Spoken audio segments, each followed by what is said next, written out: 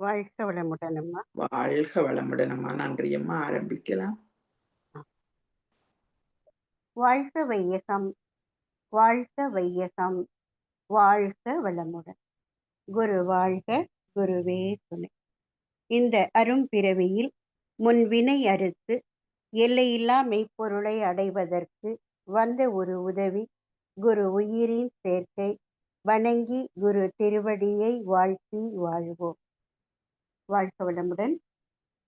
உலக சமுதாய சேவா சங்கம் நார்வே டென்மார்க் இணையவழி பொறுப்பாளர்கள் அனைவருக்கும் வணக்கங்கள், வாழ்த்துக்கள், நன்றிகள். மேலும் இணையத்தில் இணைந்துள்ள அனைத்து வேதாத்திரிய சகோதர சகோதரிகளுக்கும் என் அன்பை வாழ்க வளமுடன் என்ற வாழ்த்தாக தெரிவித்து மகிழ்கிறேன். ஆசான் அருள் தந்தை வேதாத்திரி மகரிஷி அவர்களின் பேரறிவோடு நம் சிற்றறிவை இணைத்து கொண்டு அவ்வறிவை நம்மை வழி நடத்த சங்கல்பம் மேற்கொள்வோம். வாழ்க வளமுடன். வரவேற்புரை நல்கிய அருட்செல்வி பகீரதி அம்மா அவர்களுக்கும் இறைவணக்கம், குருவணக்கம் பாடி சாந்தி தவத்தை அருமையாக நடத்தி கொடுத்து நன்றியுரை வாழ்த்துரை கூற இருக்கும் அருள்ஜி சுகந்தி அம்மா அவர்களுக்கும், உலக நல வாழ்த்து பாட இருக்கும் பத்மினி அம்மா அவர்களுக்கும் எனது வணக்கங்களை, நன்றிகளை வாழ்க வளமுடன் என்ற வாழ்த்தாக தெரிவித்து இன்றைய சிந்தனைக்குள் செல்வோம். சிந்தனை தலைப்பு இல்வாழ்க்கை. இல்வாழ்க்கை. இந்த மாச தலைப்பு எல்லாமே திருக்குறள் அதிகார தலைப்புகள் தான். திருக்குறளை பற்றி நமது அருள் தந்தை அவர்கள் என் அறிவை கவர்ந்த ஒரே ஒரு பெருநூல் திருக்குறள் தான். திருக்குறள் ஒரு அறிவு கடல் அப்படின்னு தன்னுடைய திருக்குறள் உட்பொருள் விளக்கம் அப்படிங்கிற நூல்ல அதனுடைய முன்னுரையில சொல்லுவாங்க. உலக பொதுமறை அப்படின்னு சொல்றோம் திருக்குறளை. எல்லா காலத்துக்கும் எல்லா இடத்துக்கும் பொதுவான அடிப்படை அறங்களை சொல்றது திருக்குறள் தான். தெள்ளு தமிழ்நடை, சின்னஞ்சிறு இரண்டடிகள், அள்ளும் தோறும் சுவை, உள்ளும் தோறும் உணர்வு அப்படின்னு பாரதிதாசன் சொல்லுவாரு. ஸோ அந்த அளவுக்கு சின்ன 2 அடின்னு கூட சொல்ல முடியாது, 1.25 அடியில உலக தத்துவங்கள் அனைத்தையும் சொல்லக்கூடிய ஒரே ஒரு பெரிய நூல் திருக்குறள் தான். அதனால தான் எல்லாருமே திருக்குறளை அவ்வப்போது நம்மளுடைய உரைகள்ல எடுத்து கையாளுறோம். ஸ்மால் இஸ் பியூட்டிஃபுல் அப்படின்னு சொல்லுவாங்க. அது அந்த அளவுல திருக்குறள் ஒரு அருமையான ஒரு நூல். 133 அதிகாரம், 1330 பாக்கள் நமக்கு தெரியும். பள்ளியில படிக்கிற காலத்திலே இதெல்லாம் நம்ம படிச்சிருக்கிறோம். அதுல சுவாமிஜி 50 குறளுக்கு, அதாவது ஆழ்ந்த கருத்துடைய 50 குறள்களுக்கு மட்டும் திருக்குறள் உட்பொருள் விளக்கம் அப்படிங்கிற நூல்ல சுவாமிஜி நமக்கு கொடுத்திருக்கிறாங்க. சுவாமிஜியோட 81வது பிறந்த நாள்ல அருட்செல்வ பொள்ளாச்சி மகாலிங்கம் ஐயா அவங்க கேட்டுக்கிட்டதுக்கு என்ன இணங்கதான் சுவாமி இந்த நூலை நமக்கு கொடுத்திருக்காங்க. ஸோ அதுல இன்றைய தலைப்பு இல்வாழ்க்கை. அது அறத்துப்பால்ல 5வது அதிகாரத்துல வருது. முதல் 4 பாயிரம்னு சொல்லுவாங்க, அதாவது முன்னுரைன்னு சொல்லுவாங்க. அடுத்து வர்றதுதான் இல்லறவியல். அதை இல்லறவியல்ல 20 அதிகாரமும், துறவறையியல்ல 13 அதிகாரமும், ஊழ் பற்றி ஒரு அதிகாரமும் வச்சிருப்பாங்க. ஸோ அறத்துப்பால்ல 38 அதிகாரம் இருக்கு. அதுல இல்வாழ்க்கையில சுவாமிஜி ஒரே ஒரு குறளுக்கு மட்டும் ஆழமான விளக்கம் கொடுத்திருப்பாங்க. தென்புலத்தார் தெய்வம் விருந்து ஒக்கல் என்றாங்கு ஐம்புலத்தாறு ஓம்பல் தலை அப்படின்னு சொல்லியிருப்பாங்க. அதை பற்றிய விளக்கத்தை பார்க்கறதுக்கு முன்னாடி கிருபானந்த வாயர் சுவாமிஜியோடைய உலக சமாதான நூல் பற்றி இந்த மாதிரி சொல்லுவாங்க. எப்படின்னா, எல்லா தானங்களிலும் சிறந்தது அன்னதானம். அன்னதானத்தை விட 1000 மடங்கு சிறந்தது ஞான தானம். அதை விட 1,00,000 மடங்கு சிறந்தது நிதானம். நிதானத்தை விட கோடி மடங்கு சிறந்தது சமாதானம் அப்படின்னு சொல்லுவாங்க. அப்ப சமாதானம் தான் எல்லாத்தையும் விட சிறந்தது அப்படின்னு சொல்லுவாங்க. இப்ப நம்ம உலக சமுதாய சேவா சங்கத்தோடைய நோக்கமே மனித குலத்துல அமைதி காண்பதுதான். அதாவது சமாதானம் வேணுங்கிறது தான். அமைதினா தனி மனிதனிடத்துல அமைதி வேணும், குடும்பத்திலையும் அமைதி வேணும், சமுதாயத்திலும் அமைதி வேணும். அப்ப தனி மனிதனிடத்துல அமைதி தோன்றி அது குடும்ப அளவுல மலர்ந்து சமுதாயம் முழுசும் பரவி உலக நாடுகள்லையும் அமைதி வர வேண்டும் அப்படிங்கிற நோக்கத்தோட தான் உலக சமுதாய சேவா சங்கம் நிறுவப்பட்டது. அதுல குடும்ப அமைதியை தான் இல்வாழ்க்கை என்ற தலைப்புல நம்ம சிந்திக்க இருக்கிறோம்.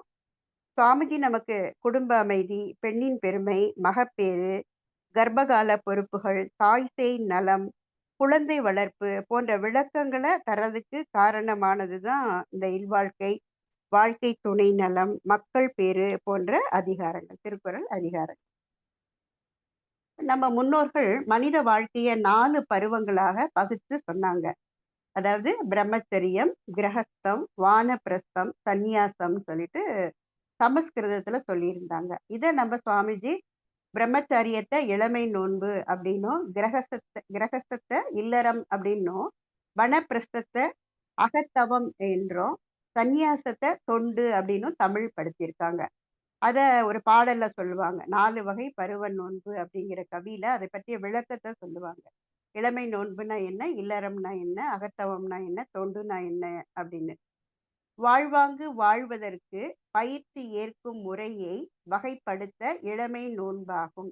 எப்படி வாழணும் அப்படிங்கிற பயிற்சியை ஏற்றுக்கொள்ளக்கூடிய ஆஹ் மு- ம- ஏற்றுக்கொள்ளக்கூடிய காலம்தான் இளமை நோன்பு. அதைத்தான் பிரம்மச்சரியம்னு சான்ஸ்கிரிட்ல சொன்னாங்க. அதாவது திருமணத்திற்கு முன்பே நம்ம கல்வியெல்லாம் கற்றுக்கொள்கிறோம் இல்லையா, வருங்காலத்தை செம்மையாக நடத்துவதற்கு. அதை தான் இளமை நோன்பு அப்படின்னு சொல்றாங்க. பொறுப்போடு வாழ்வாங்கு வாழ ஒரு வாழ்க்கை துணை ஏற்று வழியோடு கடமை உணர்ந்து ஆற்ற இல்லறம் ஆகும். அப்ப அந்த வாழ்வாங்கு வாழணும், அதுக்கு ஒரு துணை வேணும், வாழ்க்கைக்கு ஒரு துணை வேணும், அவங்களோட இணைந்து கடமை செய்யணும், அதுதான் இல்லறம் அப்படின்னு சொல்றாங்க.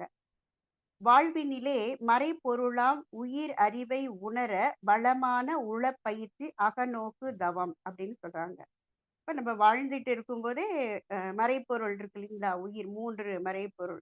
அந்த மறைப்பொருளை உயிர் அறிவை உணர்றதுக்கு ஏற்ற ஒரு உளப்பயிற்சி, மனப்பயிற்சி தான் அகநோக்கு தவம் அப்படின்னு சொல்றாங்க. அதே மாதிரி வாழ்வதனை முற்று உணர்ந்ததை அமைதி வெற்றி வழி கண்டு வாழ வைக்கும் பேரறமே தொண்டு அப்படின்னு சொல்லி விளக்குறாங்க. அதாவது வாழ்றோம், என்னென்ன முழுவதுமாக உணர்ந்தோமோ அந்த உணர்ந்ததை அமைதி வெற்றி கண்டு மற்றவர்களும் வாழணும் அப்படிங்கிற அந்த வாழ வைக்கும் பேரறம், அதுதான் தொண்டு அப்படின்னு சொல்லி அந்த பாடல்ல விளக்கம் கொடுப்பாங்க. இப்ப இல்வாழ்க்கையே இல்லறம் அப்படின்னு சொல்லுவாங்க. அவை பிராட்டி இல்லறம் அல்லது நல்லறம் அன்று அப்படின்னு சொல்றாங்க. சிலப்பதிகார உரையாசிரியர் அடியாருக்கு நல்லாரும் இல்லில் இருந்து செய்யும் அறம் இல்லறம் அப்படின்னு சொல்லுவாங்க. சுவாமிஜியும் இல்லறத்துக்கு ஒரு விளக்கம் கொடுப்பாங்க. இல்லம் கொண்டு பொருள்கள் ஈட்டி காத்து துணையோடும் துணையாம் நல்லாளோடு இன்புற்று நாட்டுக்கு ஈகை புரிந்து பல்வுயிரும் இன்பமுற பரந்த நினைவில் வாழும் நல்ல வாழ்வு இல்லறம் அப்படின்னு ஒரு பாடல்ல சொல்லுவாங்க. இப்ப இல்லம்னா ஒரு வீடு இருக்கணும், அங்க நம்ம இருந்து பொருள்களை ஈட்டணும், சம்பாதிக்கணும், அதை காத்து கொள்ளவும் வேணும், மனைவியோடு இருந்து இன்புற்று நாட்டுக்கும் ஈகை புரிந்து பரந்த நினைவுல வாழ்ற நல்ல வாழ்வு தான் இல்லறம் அப்படின்னு சொல்றாங்க. அறத்தை 2ஆ சொல்லுவாங்க. ஒண்ணு இல்லறம், இன்னொன்னு துறவறம். இல்லறத்துல இருந்தும் தொண்டு செய்யலாம், துறவரத்துல இருந்தும் தொண்டு செய்யலாம். இப்போ ஜீசஸ், ஆதிசங்கரர், விவேகானந்தர்லாம் இல்லறத்தை துறந்து துறவு மார்க்கத்தை மேற்கொண்டு தொண்டு செய்யினாங்க. இப்ப நம்ம வள்ளுவர், அப்புறம் நம்ம ராமகிருஷ்ண பரமஹம்சர், நம்மளுடைய அருள் தந்தை அவங்கெல்லாம் இல்லறத்துல இருந்தே தொண்டு செஞ்சிருக்காங்க. இப்ப இல்லின் கண் இருந்து செய்யக்கூடிய அந்த அறம் தான் இல்லறம். அந்த இல்வாழ்க்கையில வள்ளுவருடைய முதல் குறள் அன்பும் அரணும் உடைத்தாயின் இல்வாழ்க்கை பண்பும் பயனும் அது அப்படின்னு வரும். அப்ப இல்வாழ்வு என்பது அன்பும் அறனும் உடையதாக இருந்தா அதனுடைய பண்பும் பயனும் என்னவாக இருக்கும் அப்படின்னு கேட்டா அதுவும் அன்பும் அரணுமா தான் இருக்கும் அப்படின்னு சொல்றாரு. அப்ப அன்பும் அறனும் இருந்தாலே அதோடைய பயனுமே அன்பும் அறனும் தான். அந்த மாதிரி அந்த விளக்கம் சொல்றாங்க. அந்த அன்பு எப்படி இருக்கணும் அப்படின்னா தளராத, சுவாமிஜி சொல்றாங்க, தளராத நெருக்கமான சலனமில்லாத விசாலமான அன்பு இருக்கணும். இல்வாழ்வை ஏற்கிற கணவன் மனைவி 2 பேர்ட்டையும் இருக்கணும் அப்படின்னு சொல்லுவாங்க. அந்த உறவு, அதை பத்தி சுவாமிஜி மேலும் சொல்லுவாங்க. ஒரு இறைவன் இன்னொரு இறைவனுக்கு தன் வாழ்நாள் முழுவதும் துணை நின்று ஒருவரது இன்ப துன்பங்களில் மற்றவரும் சம பங்கு ஏற்று உயிர் தூய்மை பெற்று வாழ்வின் நோக்கமாகிய இறைநிலையை அடைவதற்கு துணையாக வரும் உறவுதான் ஆஹ் இ- துணைதான் மனைவி, கணவன் மனைவி உறவு அப்படின்னு சொல்லுவாங்க. அப்ப இந்த இல்லறத்துல வாழ்றவங்கள அ திருவள்ளுவர் இன்னொரு குறள்ல சொல்வாங்க. "இல்வாழ்வோன் என்போன் இயல்புடைய மூவருக்கும் நல்லாற்றி நின்ற துணைன்னு" சொல்லுவாங்க. அப்ப இல்வாழ்வோன்ங்கிறத நம்ம இல்வாழ்வோர்ன்னு எடுத்துக்குவோம். அது அவரு கணவனுக்கு மட்டும் சொன்னதா இருக்கும். ஆனா இல்வாழ்வோர்னா இல்லத்துல வாழக்கூடிய கணவன், மனைவி 2 பேரையுமே நம்ப எடுத்துக்கொள்ளலாம். அவர்களுக்கு இயல்புடைய மூவர் யாரு அப்படின்னு கேட்டாக்க, பெற்றோர்களும், குழந்தைகளும் தான். அதே மாரி வாழ்க்கை துணை ஒருவருக்கு ஒருவர். இப்ப பெற்றோர்கள் வந்து வயது முதிர்ந்து போன காலத்துல அவங்களால உழைக்கவும் முடியாது, பொருள் ஈட்டவும் முடியாது. அதே மாரி குழந்தைகள்னு எடுத்துட்டோம் அப்படின்னாக்க, அவங்களாலயும் உழைக்க முடியாது, பொருள் ஈட்ட முடியாது. அதனால தான் அந்த கணவன், மனைவி இருவரும் பெற்றோர்களையும் பாதுகாக்கணும், குழந்தைகளையும் பாதுகாக்கணும்.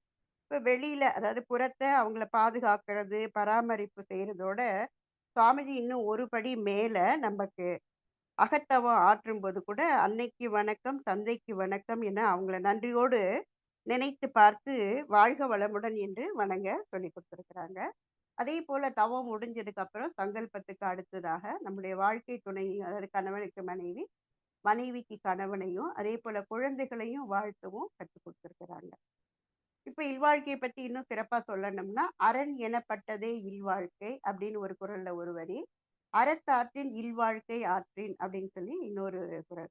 இப்ப இல்வாழ்க்கை என்னன்னா, அறம் செய்றதுக்காக ஏற்பட்டது தான் இல்வாழ்க்கை. அந்த அறத்த பத்தி நமக்கு சுவாமிஜி சொல்லியிருக்கிறாங்க. ஒழுக்கம், கடமை, ஈகை அப்படின்னு சொல்லி. அந்த ஐவகை கடமைய தான் திருவள்ளுவர் வந்து "தென்புலத்தார் தெய்வம், விருந்து, ஒக்கல்ன்னு" சொல்லி சொன்னாங்க. அத நம்ம சுவாமிஜி எளிமைப்படுத்தி தான் குடும்பம், சமுதாயம், ஊர், உலகு அப்படின்னு சொல்லி சொல்லியிருக்கிறாங்க. இப்ப இந்த இதுல தென்புலத்தார் அப்படின்னு சொல்லும்போது, இந்த தென்புலம் அப்படிங்கிறத என்ன சொல்லுவாங்க அப்படின்னா, தென்புலத்தார் தெய்வம். தென்புலத்தார்ன்னா, நம்ம உடல்ல இருந்து உயிரை விட்ட நமது குடும்பத்து முன்னோர்கள தான் தென்புலத்தார் அப்படின்னு பொதுவா உரையாசிரியர்கள் சொல்லுவாங்க. சுவாமிஜி அதுக்கு என்ன சொல்றாங்க, தென்புலத்தார்னா யாரு அப்படின்னாக்க, நம்ம பூமி சுழன்று கொண்டே இருக்குது. அப்படி சுழலும்போது வடக்கு பக்கம் ஆ ஈர்க்குது. அப்ப வடக்கு கால் பக்கம் பூமிய நோக்கி இருக்கு. அப்ப அது வந்து காந்த ஈர்ப்பு வடக்கு பக்கம் தான். அப்ப நம்மளுடைய தலை வந்து தெற்கு பக்கம் இருக்கும். அததான் தென்புலம் சொல்றாங்க. வடக்கு காலுன்னா, தெற்கு வந்து தலை. அப்ப துரியத்துல தவம் செய்றவங்க தான் தென்புலத்தார், யோகியர்ன்னு சொல்லி சொல்லுவாங்க. அந்த தென்புலத்தாரும் அ பொருள் சம்பாதிக்க மாட்டாங்க. அதே மாரி தெய்வம் அப்படின்னாக்க, மெய்ப்பொருளை உணர்ந்த ஞானியரைத்தான் தெய்வம்னு சொல்லுவாங்க. அவங்களும் பொருள் ஈட்ட மாட்டாங்க. அவங்களுடைய உணவு தேவை, மற்ற மற்ற தேவைகள யார் தான் செய்யணும் அப்படின்னாக்க, இல்லறத்துல வாழ்றவங்க தான். தென்புலத்தார், தெய்வம், விருந்தினர், ஒக்கல்னா சுற்றத்தார், தான். அந்த 5 பேரையும் பாதுகாக்கக்கூடிய பொறுப்பு இல்லறத்தாருக்கு உரியதுன்னு சொல்லி ஒரு ஆழமான விளக்கத்த சுவாமிஜி கொடுப்பாங்க. அப்படி வாழும்போது வையத்துள் வாழ்வாங்கு வாழ முடியும். அதுதான் "வானுரையும் தெய்வத்துள் அவர்கள் வைக்கப்படுவார்கள்" அப்படின்னும் திருவள்ளுவர் சொல்லுவாங்க. இப்ப மனித இனம் தோன்றிய ஆரம்ப காலத்திலேயே இந்த இல்லறம் அப்படிங்கிற இந்த அமைப்பு கிடையாது. மக்கள் எல்லாம் கூட்டம் கூட்டமா வாழ்ந்து வேட்டையாடி தான் வாழ்ந்தாங்க. எப்ப வேளாண்மை செய்ய தொடங்கினாங்களோ, அப்பதான் ஒரு இடத்துல தங்கி குடும்பமா வாழ தொடங்குனாங்க. ஒருவனுக்கு ஒருத்தி என்ற வரையறை அமைத்து திருமணம் அப்படிங்கிற சடங்கு மூலம் இல்லறம் என குடும்ப அமைப்பு அப்புறம் தான் வந்தது. இன்றைய காதல் திருமணம் அன்றே இருந்தது அப்படிங்கிறது நம்ம சங்க பாடல்கள்ல எல்லாம் பார்க்கலாம். ஒரு சங்க பாடல்ல வரும். "உன்னுடைய அம்மா யாரோ, என்னுடைய அம்மா யாரோ, உன்னுடைய அப்பா, என்னுடைய அப்பா யாரோ தெரியாது. ஆனா நம்ம 2 பேரும் இன்னைக்கு பார்த்துக்கிட்டோம். பார்த்தது என்ன ஆச்சா, "செம்புல பெயல் நீர் போல அன்புடை நெஞ்சம் தாம் கலந்தனவே" அப்படின்னு வரும். அதாவது மழை பெஞ்சு அந்த தண்ணி செம்மண் நிலத்துல போச்சு பாய்ந்தது அப்படின்னாக்க, அந்த தண்ணீர் என்னவா மாறிரும்? செம்மண்ணா மாறிரும். அந்த செம்மண்ண அந்த தண்ணீல இருந்து பிரிக்கவே முடியாது. அது மாரி நம்மளுடைய நெஞ்சம், அன்புடைய நெஞ்சம் நம்ம கலந்துட்டோம் அப்படின்னு சொல்லி வரும். நம்ம ஆரம்ப காலத்துல ம் அ களவு மணம் தான் இருந்தது. அப்புறம் தான் கற்பு மணம் வந்தது. அப்புறம் அந்த குடும்ப அமைப்பெல்லாம் வரத் தொடங்கியது. கூடி வாழும் இல்லம் தான் குடும்பம் அப்படின்னு சொல்லுவாங்க. அந்த குடும்பம் அப்படிங்கிறதோட பொருளே கொடு இன்பம் தான் குடும்பம் அப்படின்னு எடுத்துக்கலாம். ஒருவருக்கு ஒருவர் இன்பத்தை கொடுக்கக்கூடிய இடம். ஆனா இன்னைக்கு நெறைய குடும்பங்கள்ல ஆ கொஞ்சம் அந்த கொடுங்கிறதுல கால எடுத்துட்டோம்னா எப்படி இருக்கு? கெடி இன்பமா தான் இருக்கு. அதுக்கு தான் நமக்கு சுவாமிஜி பயிற்சிலாம் குடுத்துருக்குறாங்க. அப்புறம் வீடு அப்படின்னு நம்ம இருக்கக்கூடிய இல்லத்துக்கு பேர் இருக்கு. அதாவது பேரின்பத்த அந்த இறைய அனுபவிக்கிற இன்பத்த வந்து வீடு பேருன்னு சொல்லுவாங்க. அதுக்கு முன்பாகவே இன்பத்த அனுபவிக்க இடத்த கூட வீடுன்னு நம்ம முன்னோர்கள் சொல்லி வச்சாங்க. அது மாரி அந்த உறவு திருமணம் ஆகி அந்த கணவன் மனைவியா வராங்க இல்லைங்களா? அந்த கண் அவன் கணவன் சொல்லுவாங்க. மனைவிய கண் போல பாதுகாக்கிறவன். உடம்புல எங்க அடிபட்டாலும் அழறது எதுன்னா கண்ணு தான். அந்த மாரி மனைவிக்கு வர எந்த துன்பத்தையும் கணவன் ஏற்றுக்கொண்டு அவள கண் போல காக்க வேண்டும் அப்படிங்கிற பொருள்ல தான் கண்ணவன் வச்சாங்க.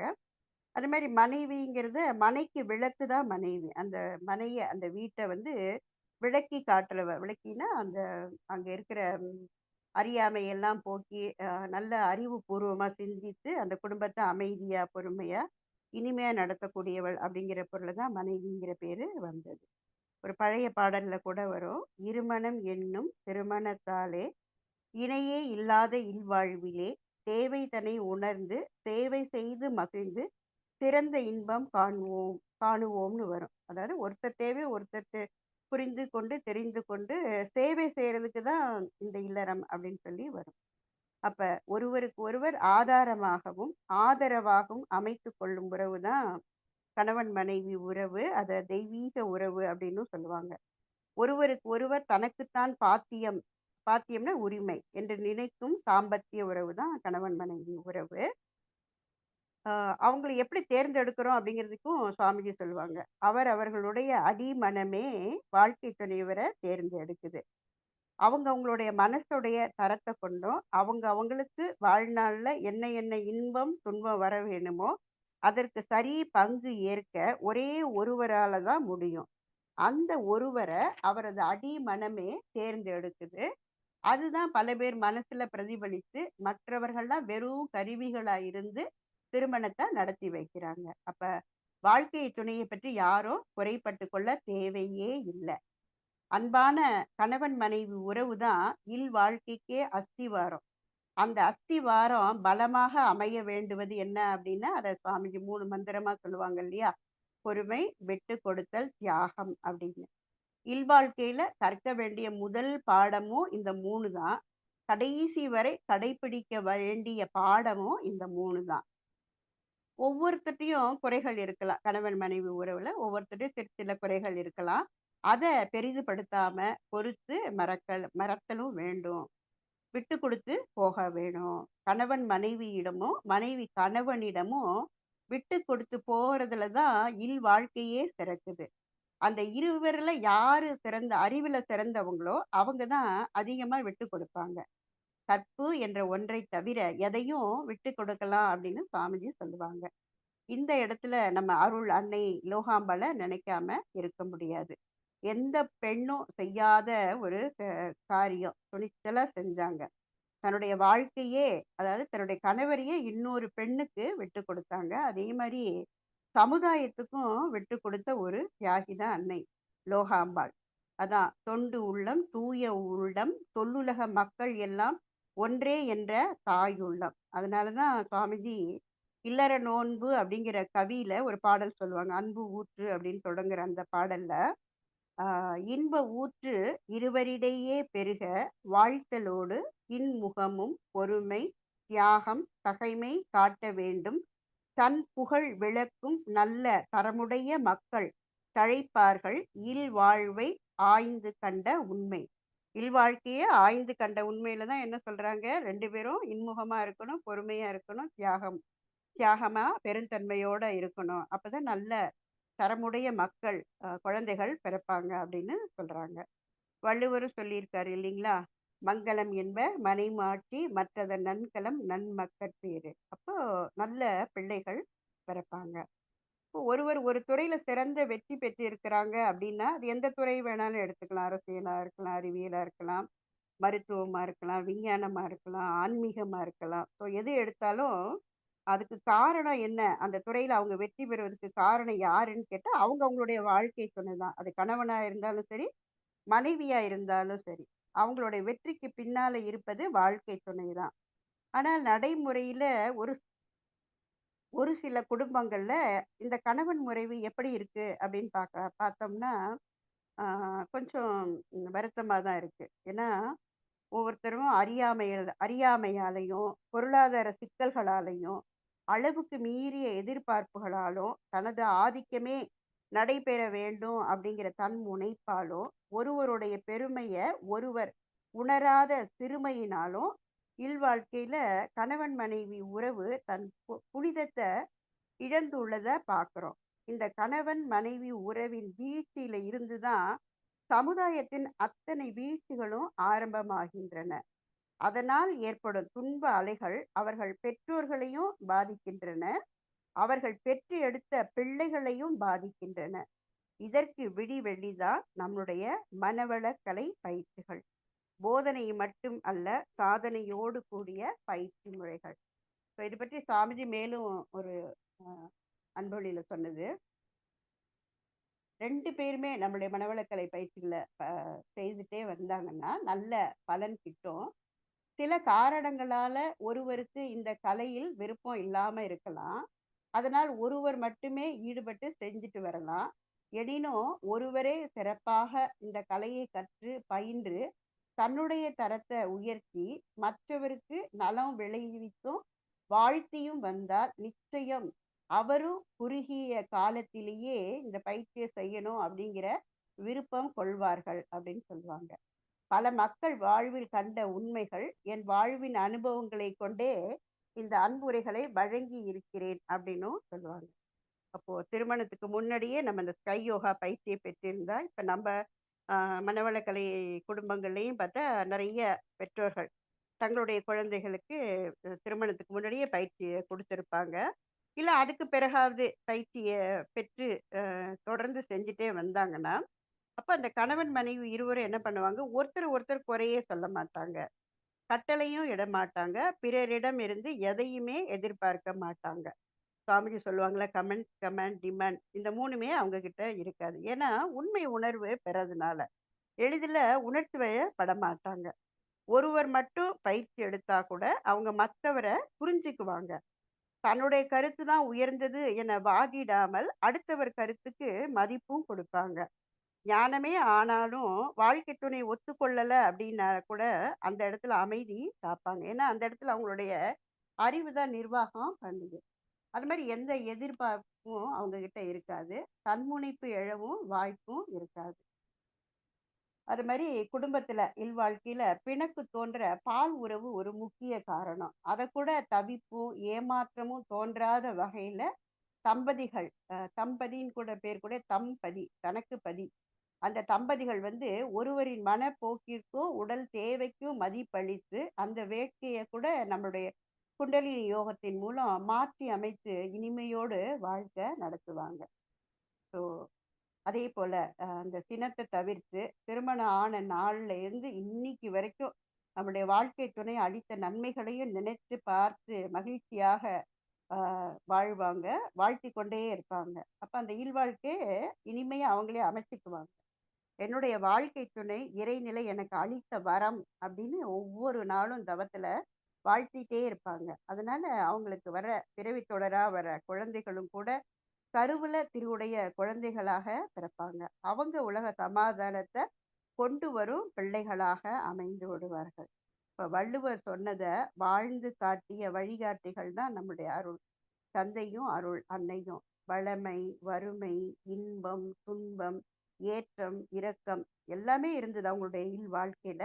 ஆனா அத்தனையும் தாண்டி நமக்கு நல்லதொரு வழிகாட்டி அவங்க வாழ்ந்து காட்டியிருக்கிறாங்க. அந்த இருவரையும் ஆன்மீக பெற்றோர்களாக நாம அடைஞ்சிருக்கோம் அப்படின்னா அதுக்கு காரணம் இல்வாழ்க்கைய இல்லறத்தை நல்லறமா வாழ்ந்து காட்டிய நம் பெற்றோர்கள் தான் காரணம். அவங்களையும் வணங்கி இல்வாழ்வை இனிமையாக்குவோம் என்று கூறி உரையை நிறைவு செய்கிறோம். நன்றி. வாழ்க வளமுடன். வையமெல்லாம் வாழட்டும். வாழ்க்கை வளம் காத்தினிதாய் வளரட்டும் மெய்யறிவு. வாழ்க்கை இன்பம் துய்த்தலிலே உய்ய மெய்ப்பொருள் நாட்டம் உலகெங்கும் மக்களிடம். ஓங்குக மேலோங்குக நம் உள்ளமெல்லாம் ஒன்று. வாழ்க வளமுடன்.